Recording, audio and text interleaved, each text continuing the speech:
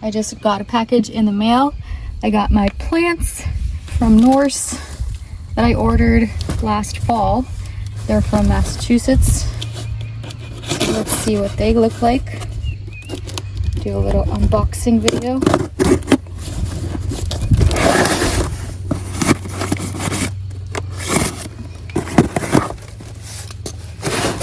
Alright. Oh, they really fit everything in this little box. I was surprised it was such a small box. So we have our 25 asparagus roots. Look at them. What is this? Horseradish. 5 horseradishes. These roots are pretty small. I thought they'd be bigger, but anyways. Looks like strawberries. Which variety is this one? Right here.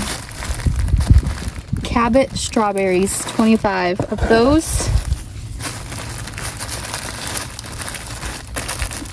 These are the Marie de Bois strawberries, 25 of those. Looks like they're starting to sprout.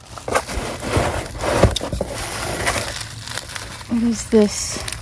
This is my, how do you pronounce this? Hinomaki red gooseberry.